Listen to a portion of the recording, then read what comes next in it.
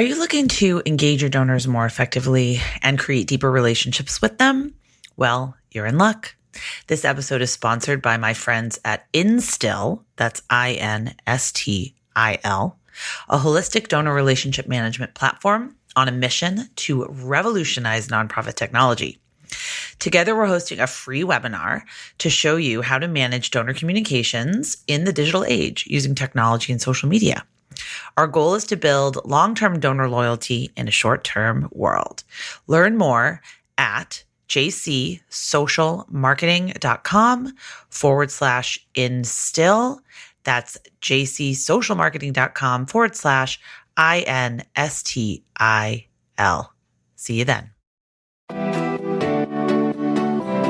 Hello, and welcome to Nonprofit Nation. I'm your host, Julia Campbell, and I'm going to sit down with nonprofit industry experts, fundraisers, marketers, and everyone in between to get real and discuss what it takes to build that movement that you've been dreaming of. I created the Nonprofit Nation podcast to share practical wisdom and strategies to help you confidently find your voice, definitively grow your audience, and effectively build your movement. If you're a nonprofit newbie or an experienced professional who's looking to get more visibility, reach more people, and create even more impact, then you're in the right place. Let's get started.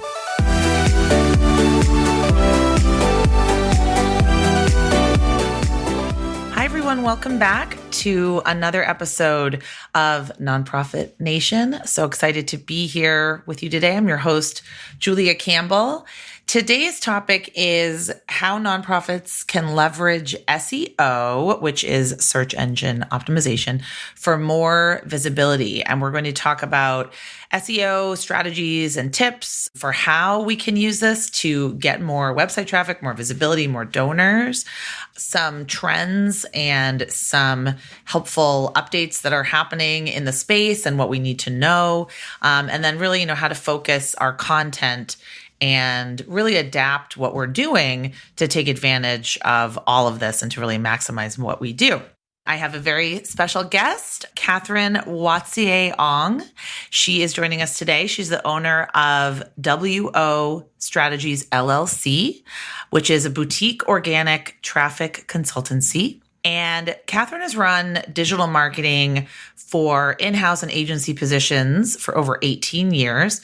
And she's worked with organizations ranging from federal agencies, foreign governments, startups, nonprofits, and Fortune 500 companies. And she has so many fantastic stories to share. And I can't wait to just kind of dive in. But Katherine, welcome to the show.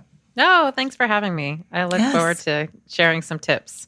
Yes. So you actually started working in SEO at a nonprofit. You worked for the Points of Light Foundation. Can you tell us how you got started in this field and about your work with nonprofits? Sure. Yeah. My nonprofit stuff actually goes back even further. I planned my first conference via 4-H when I was 13. Yes. I started my own nonprofit when I was 16. You started your own nonprofit? I did. It was called the Rainforest Challenge. And I wrote a curriculum and we did presentations and I got grant funding and I got coverage in the local NBC, NPR, and PBS affiliates. Amazing. Yeah. So anyway, a long background in nonprofits. But when I got to DC via 4-H, I actually worked for 4-H for a while, National Council. But then I moved on a bunch of different places, Youth Service America, and then I landed at the Points of Light Foundation. And I was actually head of marketing and sales for 1-800-volunteer.org, which is no longer, I don't believe. But it was like a Match.com for volunteers, right? Yes. Does that exist still? I wonder. I don't think so. They merged with a hands-on network, and I think it went away. But at the time, here I am, I had a sales quota. So my job was like sales with a quota. Mm-hmm. And the system was built without a business requirements document. So no plan that was documented. And it was rolled out broken. And it was promised to volunteer centers for a year and hadn't been delivered yet. So that was my challenge when I acquired the job. So anyway, I was working on selling this thing as they're trying to fix it underneath my feet, kind of. And I was not really focused on the marketing except for whatever was helping my sales. Well, one day the CFO comes into my office and he's like, "We are not on Google anymore. Why are we not on Google?" I'm like, oh my Lord, I don't know. Because my previous SEO experience was like 12-page HTML sites and mammoth thing with its own CMS system. Anyway, so I said, well, send me to Search Engine Strategy Chicago, which is a big show that used to have a nonprofit track. The show is no longer. This is dating me. I said, send me and I will figure it out. So they had this big audit session with like 300 people in the room, experts on the panel. Who wants their site looked at? I'm like, first up. And they're like, so I see a couple things wrong. One, there are a bunch of ways you can do a redirect because it was a phone number you could actually call. So we had the URL with the dashes and one without. And one capital, one lowercase. Anyway, and they're like, so one of the ways you're redirecting is the way porn sites redirect. I'm like, okay, good to know. Okay. And maybe Google finds that sketchy. They also said, you have this file. Every website has one of these, ideally. It's a robot text file. It's at the server level. So you can literally just go to any website /robot.txt. And it's instructions for the search engine about whether or not they should crawl certain folders or not. Well, the developers, unbeknownst to me, had told Googlebot not to crawl any of it. Why? Because we were having trouble keeping the website up as we were scaling it. That's really the answer. But yeah, that's why we fell off of Google. So I got obsessed and I spent the entire week developing a technical SEO plan, or a plan in general to increase traffic using SEO. And one of the elements of that plan was I really needed to improve that landing page, the thing people find when they search, right? Yep. So people search for animal shelter volunteer opportunity near me today. That's exactly how they would search for it, right? Yes. And so that opportunity, I'm in McLean. So it's a nonprofit in McLean. With our system, they would have uploaded that opportunity to the volunteer center, which is Fairfax County Volunteer Center, I believe. And they would have approved the opportunity. And I'm like multiple levels above, right? So I don't touch this volunteer opportunity, but that was the thing we needed to fix the most to get more people into the system and using the system. So I had to train the volunteer centers who would then train the nonprofits. And most of the volunteer centers were wonderful people, but they were, for the most part, ladies, either right at retirement or coming back from retirement. So I kind of joke that I got my start training grandmothers on SEO. Well, because a lot of them were. Well, okay. So let's talk about that. So how do you start training? So we talked a little bit, I guess you answered really the question, what is SEO? Why is it important? I mean, it's vital to be found in this day and age. But I guess what are some things that maybe we get wrong about SEO? What are some myths?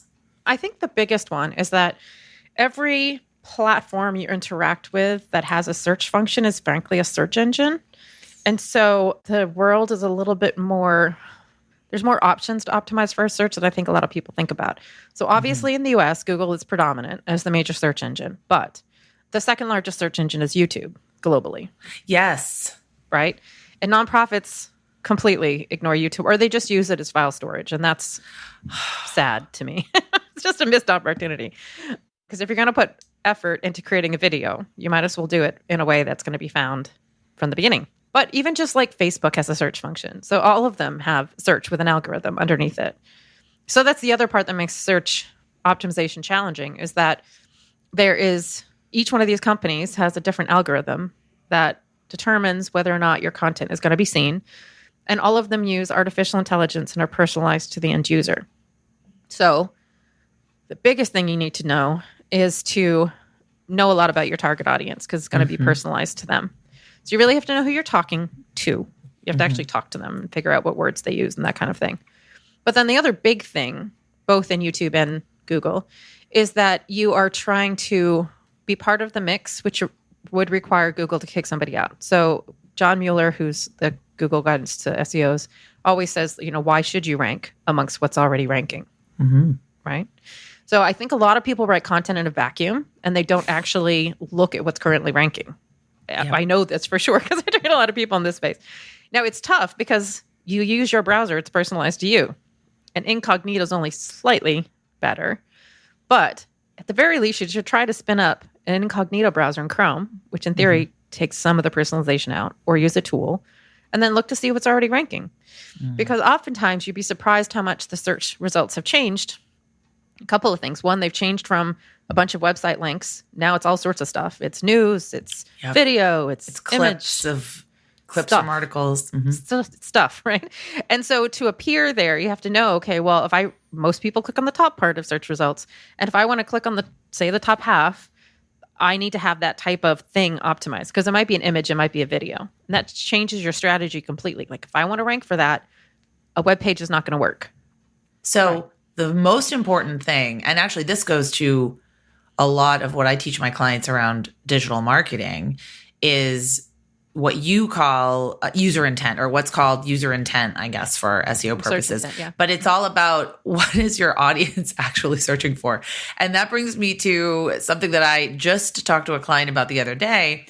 Their YouTube videos, there had headlines like Gala Event May. I'm like, no one is searching for Gala Event May, and no one is searching for, like the file name of your video. You have to look at YouTube as a search engine and optimize your titles and your captions for things that people are actually looking for. That was the biggest thing I trained the folks when I was at 1-800-VOLUNTEER on. Because so we had, the example I always used is in our system when I started training, we had a opportunity in Washington State called a docent volunteer opportunity. Mm-hmm. Most people don't even know what a docent is. But if you relabel that to museum tour guide opportunity, there you go. People will find it. Now, mind you, Google's getting a little bit more sophisticated as understanding those two things are the same, sort of. But you have this human element. We move really fast in search, and we're going to click on the thing that has the word that we were using. And so it's always better to just label it in a way that actual real-life humans are using. I mean, unless you're a pharma company, and then you can't do that sometimes. But everybody else should be doing that. So there are keyword research tools out there that you could use to figure out what terms your users are actually searching for to find things like you. Yep. What tools do you recommend? I am a big fan of, unfortunately, they've all gotten expensive over the last year. But I'm a big fan of Ahrefs and SEMrush. Okay. I'm going to put these in the show notes. Yep. And both of those have a monthly plan. They both have a free plan too, I believe, actually. So you can try out the free.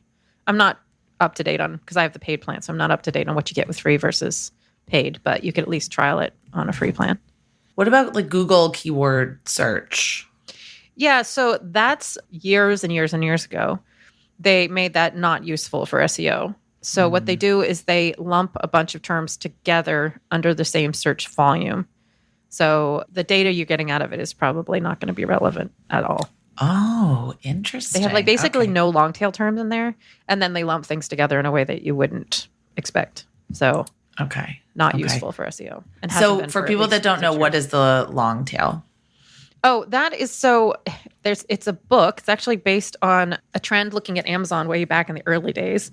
I can provide you a chart actually, because I used to talk about this during my trainings. So if you look at Amazon and all of the things that are sold, say it's like the moment where Harry Potter was really hot, you're going to have a lot of sales with Harry Potter, right?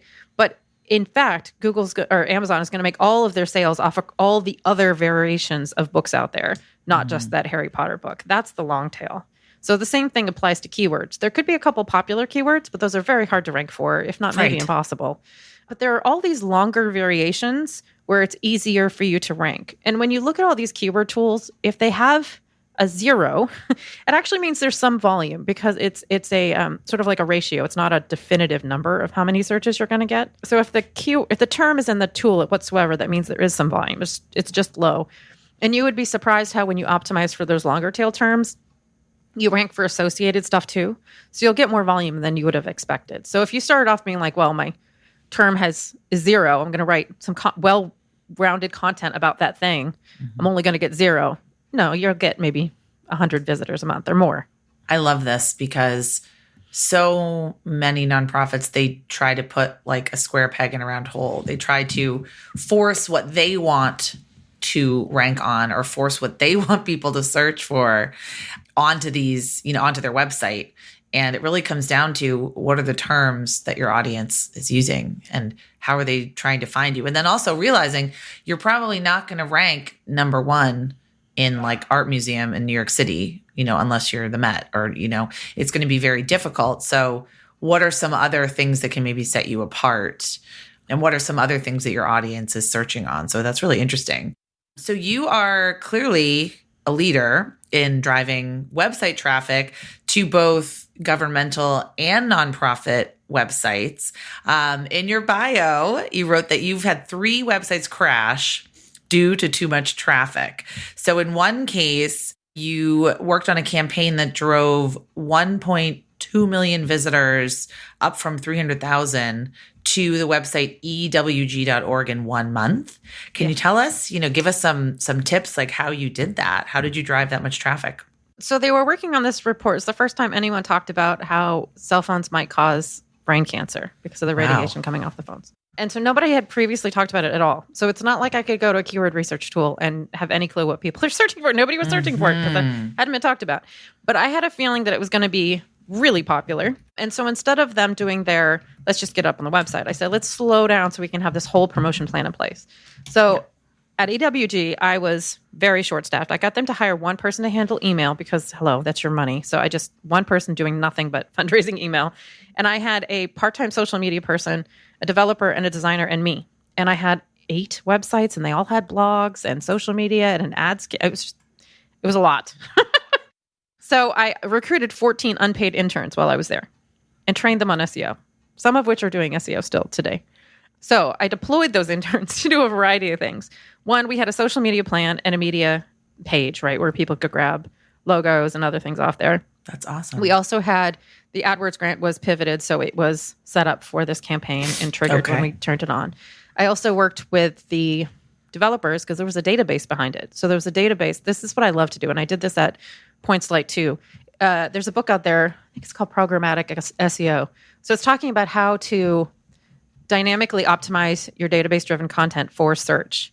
So when I was at 1-800-volunteer.org, for instance, going back a second, we had these different volunteer opportunities in different categories, but we had no landing pages talking about it. So what I had them do is dynamically create landing pages for all of the most popular volunteer opportunities, environmentalism, shelters, animal shelters, whatever. So we'd have a page with some text that I would write, and below it was a dynamic list of everything out of the database, and then you could pivot it based on your geography. So at EWG, I said, let's do something similar. We have a database of every cell phone.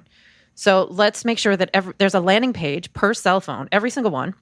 But let's optimize the meta title and description, which gets pulled through into search with the name and the model and the rating of the phone. So when you hit search, you would see my Pixel 6a, which is my current phone, right? My Pixel 6a is a high radiation phone based on EWG's database. Click here to learn more. Because people were searching for their phone, obviously. Also optimizes every single page for the cell phone. Wow. So if you start Googling my page plus cell phone or radiation because you were curious, EWG's page would come up. So then on top of that, the PR person who was super savvy, he was going to pitch the environmental folks he normally pitched, so tree hugger and such, right? And I said, that's awesome. Can we also pitch these other places? And we're going to have an embargo. So on one day, everything lifts, right? So I said, let's look at the cell phone bloggers, of which I know are out there. Let's look at the tech space like Wired. Let's look at major news. Let's look at health. So there were a lot of angles. Yes, exactly. So we literally had an embargo with the main paper or online site for each of those verticals that we're going to publish on this launch day. Well, on top of that, I was a little concerned the website wouldn't stay up because it was on an outdated Drupal install. It was having a little bit of server issues. So we did some load testing because my first website that crashed was that Points of Light Foundation. Oh, yep.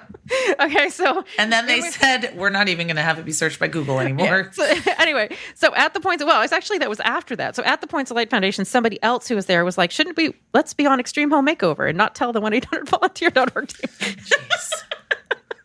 So anyway, I had been through a website crash, and it's a small team. We're like a startup inside a nonprofit. So I knew the server guy and what he sort of did to what he fixed, So anyway, we're here at EWG, and I'm like, okay, I think we need to load test the server, which means sending fake visitors to see how much it can handle. So we start doing that, but they're like, how much? How many visitors? And I'm like, I don't know. Nobody's searched for this before. Right. But if all these papers write on this, I don't know what kind of traffic I'm like attempting to crunch numbers. Anyway, they test to a point, and they're like, I think we'll be fine. And I'm like, I'm very concerned, but they're like, we'll be fine. Okay, so launch day happens. It gets covered. Front page Dig, back when Dig tanked websites. Gizmodo, which has all these affiliates. Yes. Front page Wired. Yahoo Health, which moves to the front page of Yahoo. New York Times. Tree Hugger, exactly. All these websites. Yep. Plus everything else I just said that we had, and our email list. We also triggered something to the email list. So it went down for 4 days. Oh, no. 4 days. Oh, no. That also means the analytics did not trigger. We're using Google Analytics, so I can't even tell how much traffic we lost.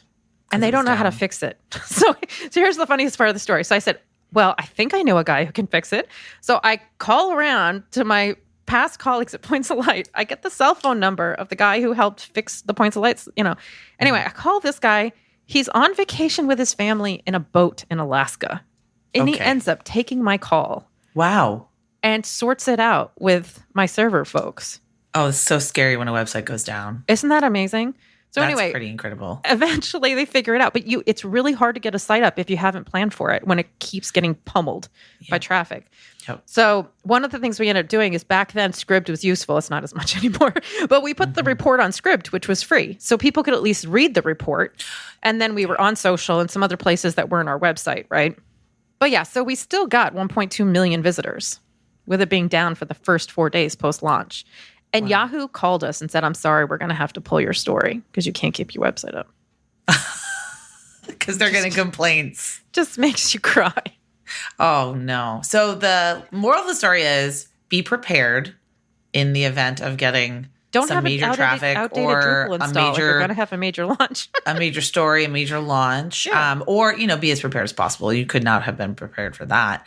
My other question is, what was sort of the measure of success for that campaign? Because I think a lot of times people look at website traffic in a vacuum, like a lot of nonprofits say, oh, we got a lot of hits. So were you trying to get email signups or donations or downloads? Yeah. We had a pop-up that grabbed people's emails.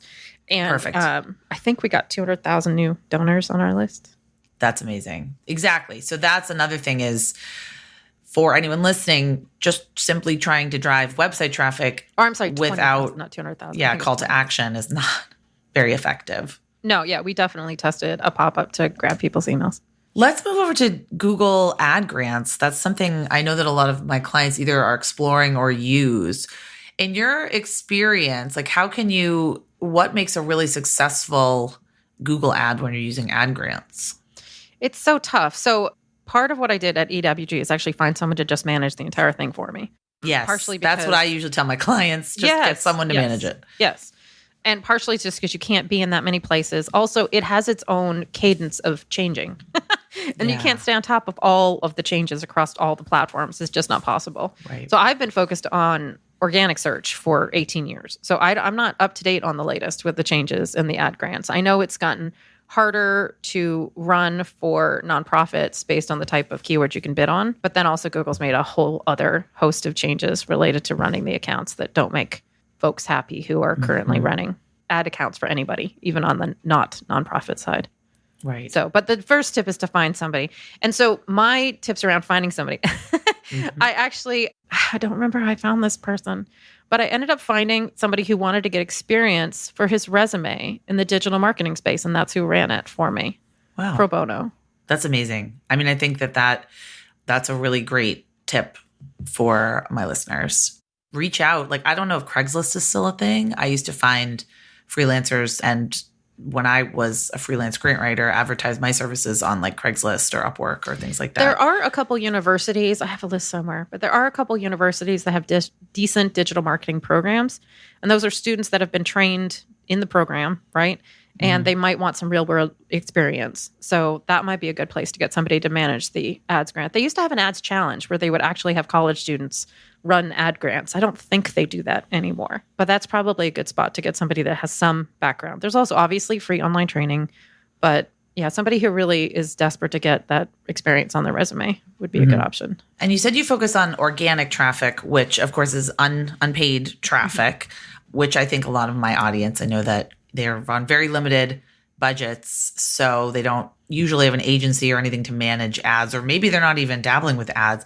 So what are some of your best tips now to get more of that organic traffic? What are some trends that we need to know? And I know SEO has changed so much in even just the past year.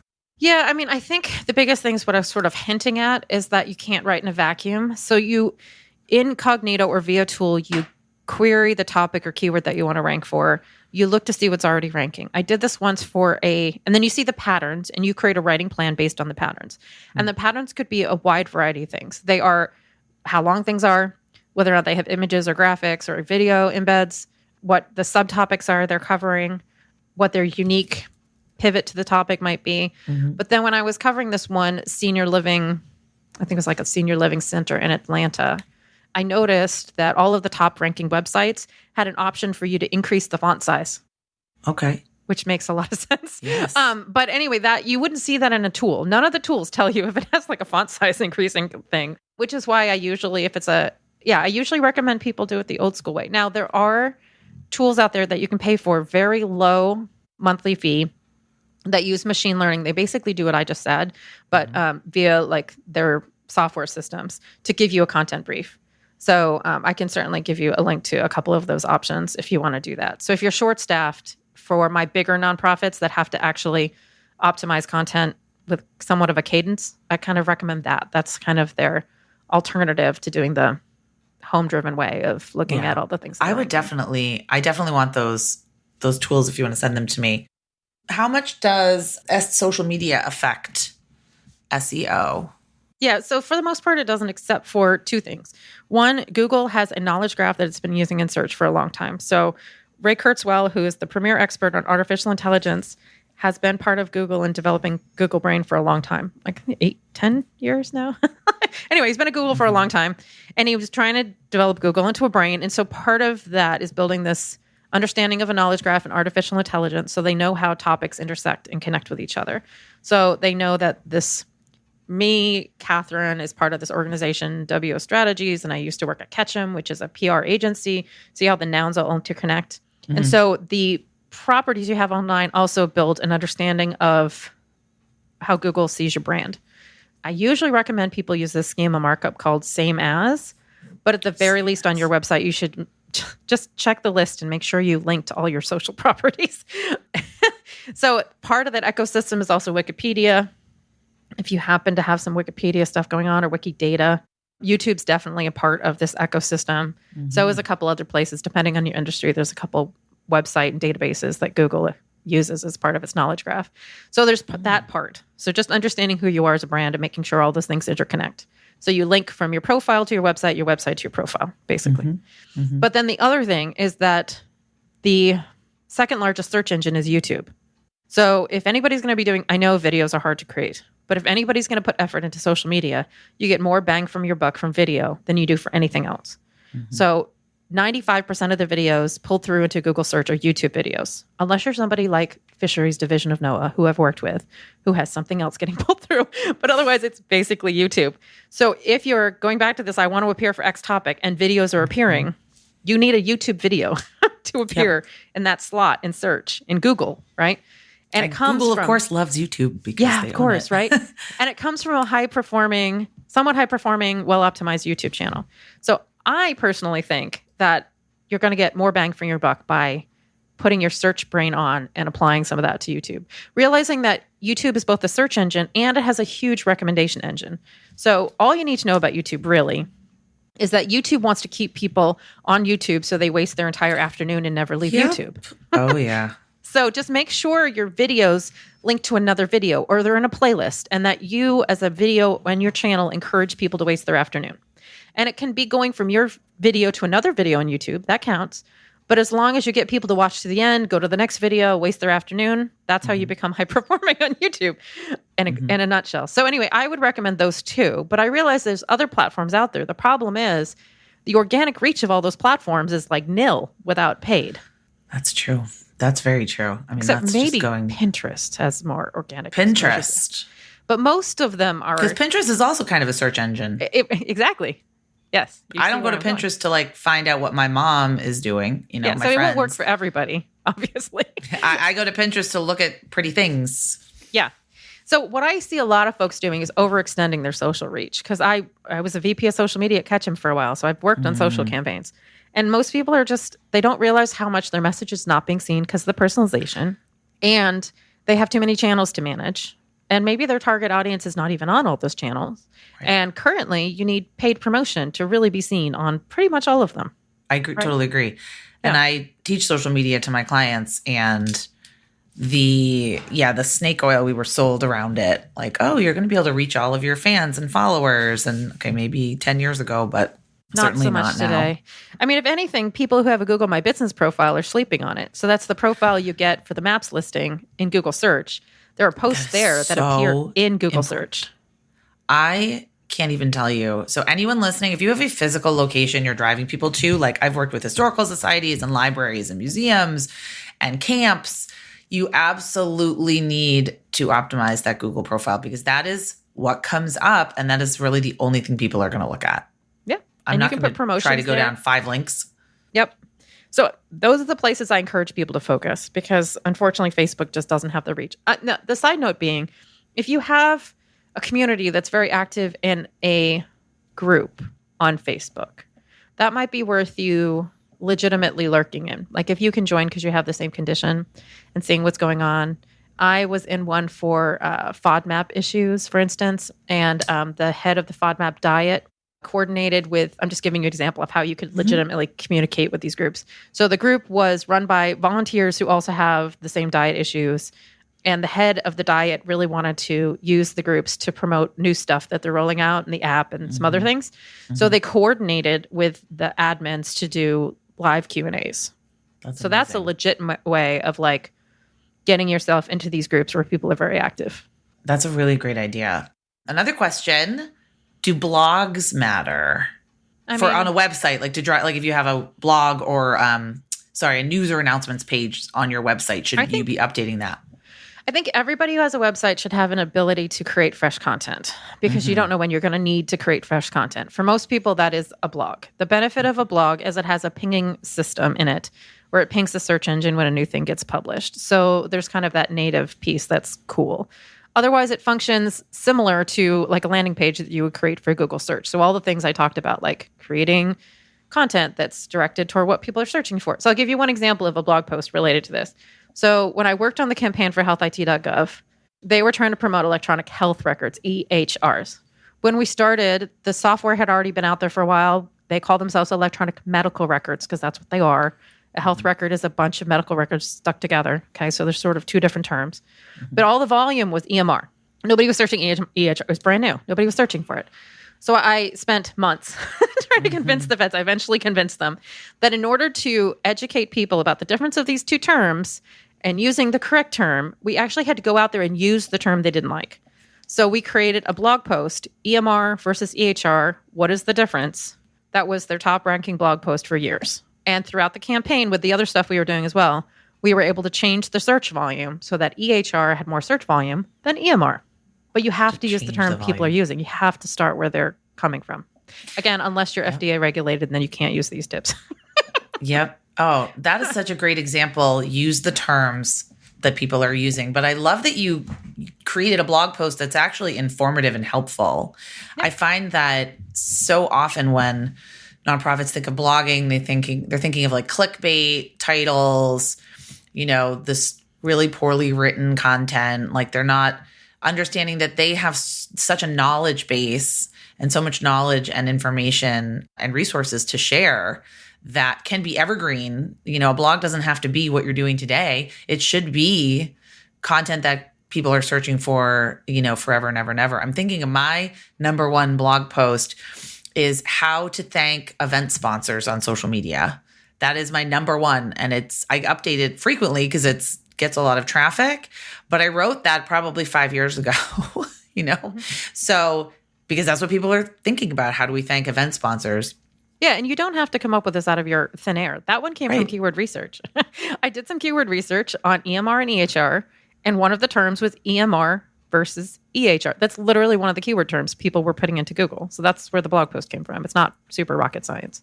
Love it. All right. Well, we're almost at time, but while I have you here, we've got to talk about something I'm really interested in, which are the implications of artificial intelligence for SEO. Because as we are recording this, Google's just come out with Bard, Microsoft, Bing is incorporating Chat GPT. What do we need to know? Like, is it going to change the kind of content we create? So let's step back before this current announcement. Google's been using artificial intelligence in their ranking algorithm. And the fastest way for you to create high ranking content is to use some of these tools that I was suggesting. Yes. I realize they're a monthly subscription, but they will give you sort of the magic mix of high quality content that covers the topic in a way that Google would expect, et cetera, without the more time intensive homeschool way of doing it, right? So anyway, the first thing is to use those tools, get up to speed with creating content that matches the patterns Google's potentially going to look for top ranking content, because they know based on their brain they're building, they know if you're covering baseball well, based on the other terms you've got in there and the photos and the explanation and whatever. They also have these searchers' journeys where they know where the searcher came from and where they're going to and what queries they look for as they're getting more sophisticated. That's all been in the algorithm for a couple of years. So again, like, get to know your audience, start using these more sophisticated tools. It's really hard to do it without the tools now. But ChatGPT. So they announced it on Monday, and they did a live demo. I have a lot of empathy. I did a lot of live demos with 1-800-volunteer.org, and it would crash on me. Well, didn't their ad has a mistake in it? Yeah. Well, so the answer had a mistake in it. The answer that they put in their ad had a mistake, yes. Yeah. So what Bing has been doing is I've been playing around with ChatGPT, and it's pretty awesome. It's kind of scary, too, I suppose. I am obsessed with it. Yeah, yeah. And I think there's great implications for improving your SEO workflow, to be honest. It takes a lot of things that would be harder to do. Like, I used it to group keywords together accurately, so clustering keywords. I've also used it to come up with different meta titles and descriptions, which is great because sometimes your brain gets stuck. I've used it so smart. I've used it to create headers for blog posts. Again, to just jumpstart your creativity. You might not want to take the whole thing it gives you, but when you sit there with a blank slate, it helps you get over that writer block. You can't use it full bore. There are some people, I think it's BuzzFeed. I'm about to launch it in my current newsletter, actually. There's one major site that's been using AI. And and ultimately Google says they have ways of knowing whether or not the content is useful and helpful for users. And all of those sites they're put under the higher guidelines of what they call EAT. So they need to show expertise, experience, authoritativeness, and trust, because those are topics that can impact the searchers, your money, your life, your happiness, I think is the last part. So anyway, if the content magically does that and shows expertise, okay. Otherwise, Google doesn't like you creating anything for search and hacking it to get rankings. So that's really the big takeaway, is that you shouldn't do anything that seems hacky. That's just to get top rankings. And for a lot of these, especially in the health space, you have to have expertise. And go take a look at what Healthline is doing with their bios, by the way. Healthline has a team of 9 SEOs. And they have not only the bios of the experts writing it, but the editors as well. They're being very transparent with who's behind the content. And I think for some of those type sites, you need to do that. I also know that if you've been to the Word Museum here in DC, you know that there's a corpus of writing that computers can look at with AI, and they can actually note fingerprints for writers. So if I'm the Harry Potter writer, right? She also has a pen name, and the computers are able to figure out it's the same person because they have signals in their writing that shows up. So I believe Google could probably do that too, is what I'm trying to say. Yes. So fake stuff is not going to take you very far. Instead, double down on the expert stuff. Expert people with a very clear bio. So that's my take on that piece. So this chat stuff, though. So Bing is rolling it out in a way where you get references to where they pulled the content from. Because that's what they're doing, is they're using this big knowledge graph and all the content they've got, and they're hodgepodging an answer together, which Bing's been doing for a while, by the way, with some of their featured snippets. They're able to pull content from other places and rewrite it. Yeah. They've been doing that for a while. But at least they give you references. So like you could get a click, right? Because you know that Bing used you in that reference. Google's demo on Monday had no links to any websites. Right. Which is a missed opportunity. No, it might be a legal problem. Oh, okay. So we'll have to see how that shakes out. Because they'd be stealing publishers' content and not attributing it. So, I mean, that's kind of where the SEO community is sitting on Google's announcement. Now, where it goes with, like, what do you do as a marketer? I think we need to wait to see if it gets rolled out in any way that's legal, that kind of works. As somebody who's really passionate about making sure that accurate science is found in Google, it worries me. Yes. It definitely worries me. Yep. And if anybody out there is a science website and needs help getting your accurate science in Google, this is my passion. I want to help you. I want to also help any accurate science get out there to the top of the Google search rankings. There's no guarantee. There's no guarantee. I mean, I worked on healthit.gov. It was a brand new .gov. That has to build up equity just like every other .gov out there. There's no guarantee for any website that you're going to be found in Google. You got to fight it out with everybody else who's there, whether they're using full white hat tactics or not. And some of these websites have been doing SEO for a long time, like WebMD is doing SEO since before Google. So you might be up against super sophisticated people is the thing. So if you haven't reworked your content editorial calendar and your process to include SEO at this point in 2023, you have to. Otherwise, what you're doing is creating a beautiful brochure that's sitting in a cold, dark hallway. It's just a wasted effort. You've got so much limited time as a nonprofit. You got to make sure you're creating content that has a chance of ranking in Google search. Otherwise, it's beautiful wasted brochure in a cold, energy. dark hallway. Sorry, I use that all the time.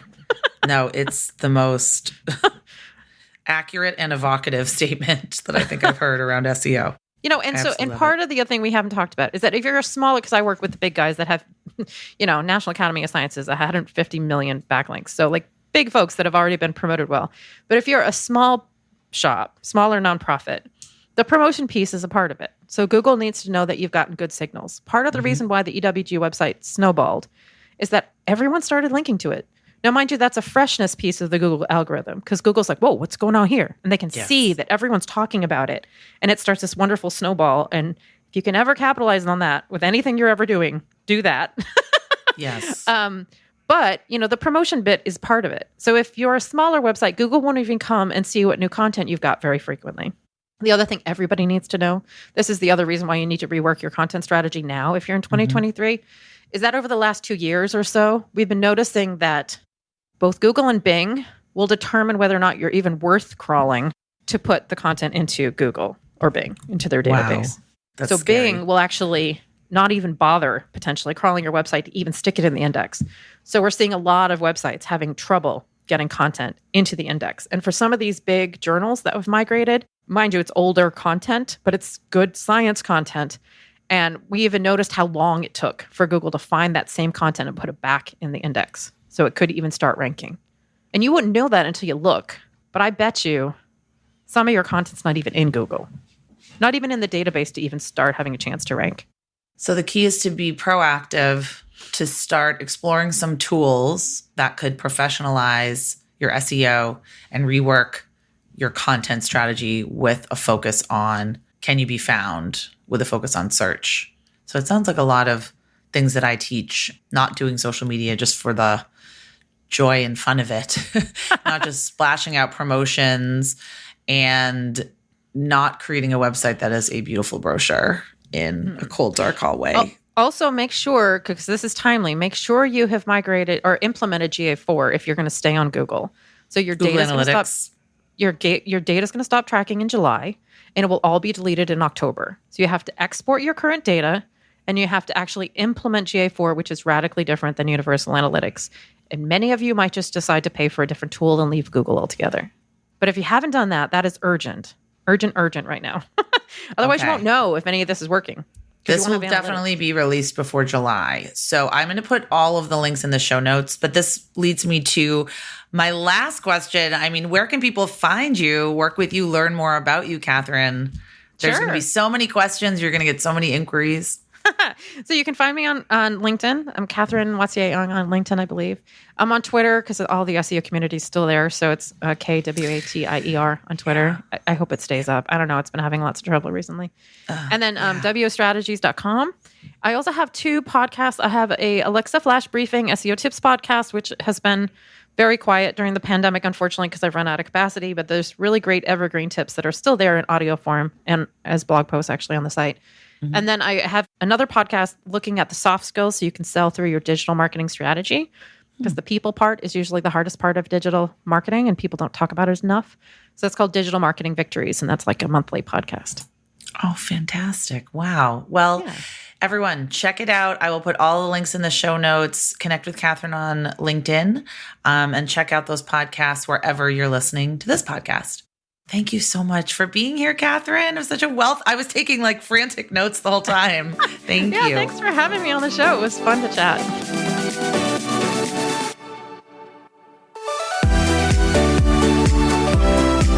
Well, hey there. I wanted to say thank you for tuning into my show and for listening all the way to the end. If you really enjoyed today's conversation, make sure to subscribe to the show in your favorite podcast app, and you'll get new episodes downloaded as soon as they come out. I would love if you left me a rating or a review, because this tells other people that my podcast is worth listening to. And then me and my guests can reach even more earbuds and create even more impact. So that's pretty much it. I'll be back soon with a brand new episode. But until then, you can find me on Instagram at Julia Campbell 77. Keep changing the world, you nonprofit unicorn.